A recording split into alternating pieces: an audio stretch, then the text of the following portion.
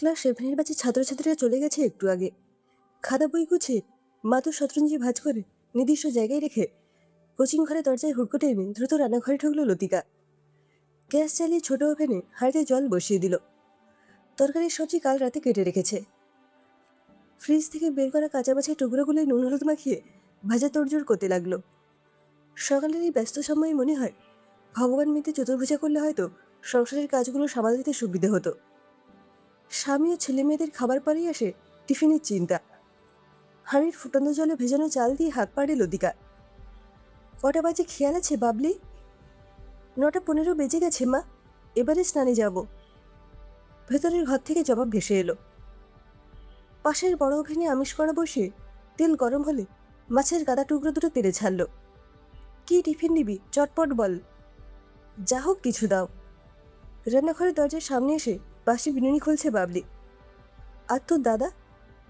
তারও একই টিফিন চলবে তো? জানি না, ওর সঙ্গে কথা নেই আমার। কেন, আবার কি হলো? কাল আমার আধখানা ক্যাডবেরি চুপি চুপি খেয়ে নিয়েছে। আমি কি কখনো গোটা ক্যাডবেরি একা খাই? ওকে তো দিই বলো। গোমরা মুখে পায়ের দিকে তাকায় বাবলি। উফ, তোদের ইঁদুর বেড়াদের ঝগড়া নিয়ে আর পারি না। তা কি করছিলিস এতক্ষণ? ট্রের রথের নকশার ফুলগুলো সেলাই করছিলাম। ভরার সেলাই ঠিকঠাক করতে পারছিস তো? ফাঁক থাকলে কিন্তু ভালো দেখাবে না। হ্যাঁ মা, হাত খালি হলে দেখে নিও। সংসারের অন্য কোটি কাজ আর স্টুডেন্টস পড়ানোয় দিনরাত জেগে থাকার সময় যে কখন ফুস করে বেরিয়ে যাচ্ছে, তোদের ওয়ার্ক এডুকেশনের দিকে আর তেমন খেয়াল রাখতে পারছি না। মাছগুলো ভেজে তুলে রেখে আলু ফুলকপির টুকরোগুলো ভাজতে লাগলো। রুই মাছ ভাজার গন্ধটা বাবলির খুব ভালো লাগে। সাথে শীতের প্রিয় সবজি ফুলকপি ভাজার গন্ধের মিশেলে নাকি লোভনীয় আঘ্রাণ। বিনুনি খোলা হয়ে গেছে। রান্নাঘরের ভেতরে একটু ঢুকে এসে জিজ্ঞেস করে, আজকে স্কুলে না গেলেই হতো, অনুষ্ঠানে যেতে দেরি হয়ে যায়। বিকেলের মধ্যে স্কুল থেকে ফিরে আসিস তোরা। অনুষ্ঠান শুরু হবে সেই সন্ধ্যে 6টা নাগাদ। কিচ্ছু দেরি হবে না, অকারণে স্কুল কামাই নয়। আলু ফুলকপি পেঁয়াজের সঙ্গে দেওয়া মশলা কষতে ব্যস্ত। ফ্যান পড়ছে। ভাতের হাঁড়ি ঢাকা খুলে বলল, ব্যাগে বই গুছিয়ে দাদাকে ডাক দে। কি টিফিন নেবে বলে যেতে বল। একটু পরেই রান্নাঘরের দরজার কাছে এসে দাঁড়ালো বাবিন। ডাকছিলে মা? সকাল থেকেই ছাদে। জীবন বিজ্ঞানের ওই চ্যাপ্টারটা ভালো করে পড়েছিস? আজ পড়া ধরলে পারবি? মোটামুটি বুঝে পড়েছি। যেখানে অসুবিধে হচ্ছে বলবো আরেকবার বুঝিয়ে দিতে। স্বপন স্যার খুব রাগী নন। ব্যায়াম করেছিস? কষানো মশলায় জল ঢালে, ঝোল ফুটছে।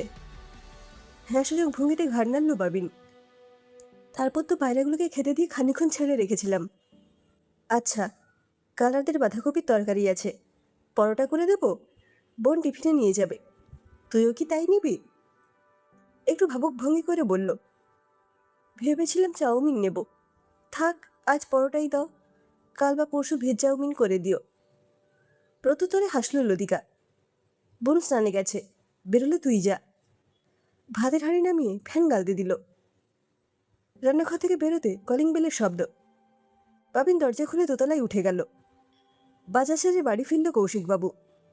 ব্যাগ দুটো রান্নাঘরের এক সাইডে রেখে বলল, যা যা বলেছ সব এনে দিয়েছি। 1 কাপ চা দাও দেখি, ঠান্ডাটা বেশ পড়েছে। এখন আবার চা কি? স্নান করে ভাত খাবে তো। ঝোলে মাছের টুকরোগুলো দিয়ে ফুটিয়ে নিচ্ছে। ভাবছি আজ আর অফিস যাব না। ভ্রু কুচিয়ে সামনের দিকে তাকালো লতিকা। হঠাৎ কামাই? আরে অফিসে গেলে ফিরতে সন্ধে গড়িয়ে যাবে। হন্তদন্ত হয়ে পৌঁছে দেখব অনুষ্ঠান অর্ধেকটা হয়ে গেছে। আসল সময়টাই মিস করে যাব। কৌশিকবাবুর গলার ভঙ্গিতে মূল্যবান কিছু হাতছাড়া করতে না চাওয়ার আবেদন। কেটে রাখা সবজি কড়াতে দিয়ে নাড়ছে লতিকা। কামাই করার কি অজুহাত দেবে শুনি? স্ত্রীর পাশে দাঁড়িয়ে বলল, বাঙালির অফিস ড্রপ মারতে জ্বর, সর্দি, পেটে ব্যথা, মাথার ব্যথার মতো অদৃশ্য অজুহাত যে সর্বদা রেডি থাকে গিন্নি। লতিকার ঠোঁটে খেলে যায় প্রশ্রয়ের হাসি। তথাস্তু স্বামী দেবতা, হাত পা ধুয়ে বসুন গিয়ে। পুত্রকন্যাদের খেতে দিয়ে আপনার জলখাবার দিচ্ছি। 80-র দশকের শেষের দিকে কৌশিক রায়ের সঙ্গে সম্বন্ধ করে বিয়ে হয়েছিল লতিকা গুহর। শ্বশুরবাড়ির অবস্থা মোটামুটি সচ্ছল ছিল। মধ্যবিত্ত পরিবারে শাশুড়ি ছিলেন সংসারের কর্ত্রী। কৌশিকী দাদা কর্মসূত্রে বহরমপুর নিবাসী। স্ত্রী সহ 2 ছেলে ও 1 মেয়ে নিয়ে তার আলাদা পরিবার। অফিস কোয়ার্টারে থাকেন। পৈতৃক বাড়িতে আসেন মাঝে সাঝে। বাবলি সে বছর 8 পেরিয়ে 9 পড়েছে। বার্ধক্যজনিত অসুস্থতায় মারা গেলেন হিরণময়ী দেবী। সংসারের চাবিকাঠি অর্পণ করে গেলেন গৃহকর্মে নিপুণা ছোট বৌমার হাতে। কলকাতায় একটি প্রাইভেট কোম্পানিতে চাকরি করত কৌশিক। মাস মাইনের টাকায় সংসারের সব দিক খরচ সামলে ব্যাংকে সেভিং করত লতিকা। সুখ স্বাচ্ছন্দ্যের জীবনে তাল কাটল আকস্মিক অঘটনে। বাইরে বেড়াতে গিয়ে কোম্পানির মালিকের গাড়ির রোড অ্যাক্সিডেন্ট হয়। সপরিবারে মারা যায়। সখানে কর্মচারীর সঙ্গে কৌশিকও হয়ে পড়ল কর্মহীন। মাথায় চিন্তার পাহাড়। দাদা আছেন, তারও যে অনেক দায়িত্ব। চাইলে হয়তো নিরাশ হবে না, কিন্তু অর্থের অভাবে কারোর কাছে হাত পাততে রুচিতে বাঁধে। নিজের চেষ্টায় যেভাবে হোক অন্য চাকরি জোগাড় করতেই হবে। ছেলে মেয়ে তখন বালের গণ্ডি পেরোয়নি। মাথায় যেন আকাশ ভেঙে পড়ল লতিকার। লেখাপড়ায় ভালো ছিল, কলেজ পাস করেছে, কিন্তু অফিসে চাকরি জোটানোর মতো বিদ্যে তো নেই। পরিবারের আর্থিক সংকটে স্বামীর পাশে কী করে দাঁড়াবে সেই ভাবনায় উথাল পাথাল চিন্তাস্রোতে সর্বক্ষণে অস্থির থাকত। লতিকারা 4 ভাই বোন, সবার বিয়ে হয়ে গেছে। দাদা ভাইদের কাছে আর্থিক দৈন্যতার ব্যাপারে জানাতে চায়নি স্বামী সম্মানের কথা ভেবে। বাবা মা জীবিত, তাদের কাছে গোপন রাখল না। পথ দেখালেন বাবা অজিত গুহ। মেয়েকে বোঝালেন, বাবিন বাবলিকে তো নিজেই পড়াস, বিয়ের আগে বাড়ি বাড়ি গিয়ে টিউশন পড়াতিস, তাহলে শিক্ষাগত যোগ্যতাকে পুঁজি করে অর্থ উপার্জন কর। খানিকটা দোনামনোভাবে বলল, কিন্তু বাবা, টিউশনি পড়ানো অনেক দিন ছেড়ে দিয়েছি। তাছাড়া দিনকাল বদলাচ্ছে, সাথে বদলে যাচ্ছে স্কুলের পড়ানো শেখানোর পদ্ধতি। সেই মতো পড়াতে কি পারবো? মেয়ের আত্মবিশ্বাস জোরালো করতে ভরসা দেন অজিতবাবু। আগেই পারবো না ভেবে হেরে যাওয়ার মতো ভীতু তো নয় আমার লতু।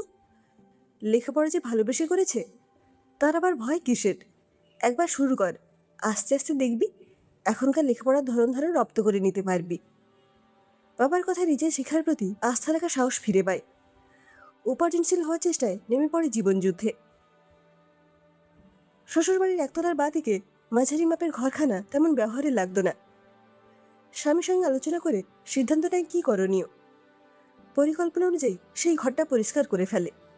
3-4টি মাদুর শতরঞ্জি কেনে। কোচিং ঘর প্রস্তুত। প্রথমে পাড়ায় কয়েকজন নিচু ক্লাসের বাচ্চাদের দিয়ে পড়ানো শুরু হয়। কৌশিকের চেনা জানা সূত্রে সংখ্যা আরও কিছু বাড়ে। ছেলে মেয়েদের স্কুলে দিয়ে আসা যাওয়ার সময় বন্ধুদের মায়ের পরিচিতি দিয়ে ভারী হতে থাকে পড়ুয়াদের দল। সংসারের কাজ সামলে সময়ের অভাবে সকাল দুপুর বিকেল সন্ধে পড়ানো অব্যাহত রাখে। অক্লান্ত পরিশ্রমের মাঝে ফুরসত পায় না বিশ্রামের, কিন্তু তার যে হার না মানার সংকল্প। সংসারের আর্থিক অবস্থার কাঠামোকে শক্ত করে দাঁড় করাবেই। 7 মাসের মধ্যেই একটা ক্লাসের আলাদা আলাদা ব্যাচে পড়ানো আরম্ভ করে। তবে পেশাদারিত্ব নেই। কার কেমন মেধা সেটা বুঝে ধৈর্য ধরে যত্ন নিয়ে পড়া বোঝাবার চেষ্টা করে। ছাত্রছাত্রীরা সন্তান সম, তাই আজকে যা কিছু পড়ালো পরের ব্যাচে সেইটুকু থেকে প্রশ্ন দিয়ে উত্তর লিখতে বলে নির্দিষ্ট সময়ের মধ্যে। সবার খাতা দেখে তারপরেই পাঠ্যক্রম এগিয়ে নিয়ে যায়। এমনই দৃঢ় মনোভাবে আলোড়ে সফল হতে দেখে আশ্চর্য হয়ে গিয়েছিল কৌশিক। বুদ্ধির যথাযথ প্রয়োগে, তদুপরি মেয়ের অর্জিত বিদ্যাকে সঠিক পথে চালিত করার জন্য লতিকা এবং শ্বশুরমশাইয়ের প্রতি সম্ভ্রম বেড়ে যায় কৌশিকের। বলেছিল, এইবার একটা নাম দাও তোমার কোচিং সেন্টারের। হ্যাঁ, তা দিলেই হয়, ভেবে বলো কী নাম রাখা যায়। উত্তর না দিয়ে জানতে চাইল লতিকা। নাম ভাবার ক্ষেত্রে এবার অজিতবাবুর শরণাপন্ন হয় কৌশিক। মেয়ের সাফল্যে ভীষণ খুশি হয়েছিলেন তিনি। সোৎসাহে বলেছিলেন, মহাশ্বেতা কোচিং সেন্টার। বিদ্যানোর আগে মেয়ে নিজস্ব শিক্ষাগৃহের উপযুক্ত নামকরণ। বছর 2 হন্য হয়ে চাকরি খোঁজার চেষ্টা চালিয়ে যায় কৌশিক। শেষমেশ ঈশ্বর মুখ তুলে চান স্থানীয় বিস্কুট কোম্পানিতে পদস্থ পদে পুনরায় কর্মে বহাল হতে পারে। এ পাড়া ওপাড়ার পরিধি ছাড়িয়ে মহাশ্বেতা কোচিং সেন্টারের খ্যাতি আশেপাশের এলাকায় বিস্তৃত হয়েছে। লতিকার শ্বশুরবাড়ি তালতলায়। মাইলখানেক দূরত্বে একটি 3তলা বিল্ডিংকে টিউটোরিয়াল হোমের আকারে নির্মাণ করা হয়েছে। এলাকার এবং প্রাইভেট টিচারদের সেখানে পড়ানোর সুযোগ দেওয়া হয়েছে। টিউটোরিয়াল কর্তৃপক্ষের প্রস্তাব সাগ্রহে গ্রহণ করেছে লতিকা। সপ্তাহে 3 দিন 7ম থেকে দ্বাদশ শ্রেণীর বাংলা, ইতিহাস, ভূগোল, ফিলোজফি, এডুকেশন পড়ায় সে। শিক্ষণ প্রণালীর বিশেষত্বের জন্য ছাত্রছাত্রী মহলে ইতিমধ্যে জনপ্রিয় হয়ে গেছে। স্কুলের পঠন পাঠন পদ্ধতির কিয়দাংশ অনুসরণ করে পাঠ্যাভ্যাসের ধারা বহমান রেখেছে। প্রত্যেক ক্লাসে মান্থলি টেস্ট নেওয়া হয় এবং প্রিন্টেড মার্কশিট দেন কর্তৃপক্ষ। সারা বছর ধরে প্রতিটা বিষয়ে পাওয়া টোটাল মার্কসের ভিত্তিতে ছাত্রছাত্রীদের পুরস্কৃত করা হয় বার্ষিক অনুষ্ঠানে। সেই সাথে পুরস্কৃত হন টিউটররা। অবশ্য তাদের জন্য আছে বিশেষ কয়েকটা ক্যাটাগরি। স্থানীয় এক প্রেক্ষাগৃহে অনুষ্ঠানের আয়োজন করা হয়েছে, দর্শক আসন ভর্তি। অভিভাবকরা ছাড়াও আছেন শিক্ষা সংস্কৃতি শিল্প জগতের খ্যাত ব্যক্তিগণ। পরিবার নিয়ে টিচার্সদের বসার জন্য পৃথক ব্যবস্থা। উদ্বোধনী সঙ্গীত দিয়ে অনুষ্ঠানের সূচনা করেন কর্তৃপক্ষ টিমের সদস্য জয়ন্তী সরকার। প্রধান অতিথির সংক্ষিপ্ত ভাষণের পরে ছাত্রছাত্রীদের পুরস্কার দেওয়ার পর্ব চলল। করতালি শব্দে মুখরিত হলো শিক্ষামঞ্চ। দ্বিতীয়ার্ধে শিক্ষক শিক্ষিকাদের পুরস্কার দেওয়া শুরু হলো। জনপ্রিয়তা, জ্ঞানশ্রী, সহজবোধ্য, 3টে ক্যাটাগরিতে। সঞ্চালক নাম ঘোষণা করলে অডিটোরিয়াম থেকে উক্ত টিচাররা এসে পুষ্পস্তবক, স্মারক, মানপত্র নিলেন। উত্তরীয় পড়িয়ে দিলেন প্রতিষ্ঠানের মূল উদ্যোক্তা ধীরাজ সেনগুপ্ত। সহজবোধ্য ক্যাটাগরিতে একমাত্র পুরস্কৃত করা হলো লতিকা রায়কে। মায়ের কৃতিত্বে সন্তানদের মুখে খুশির বন্যা। করতালি অভিবাদনের মাঝে উজ্জ্বল আলোর বৃত্তে সম্মানপ্রাপক স্ত্রীকে দেখে গর্বিত হয় কৌশিক। হাত জোড়া পুরস্কার সামগ্রী নিয়ে লতিকা চোখে বাঁধ ভাঙা আনন্দের অশ্রু। বন্ধ চোখে নিঃশব্দ উচ্চারণে প্রণাম জানালো বাবার উদ্দেশ্যে।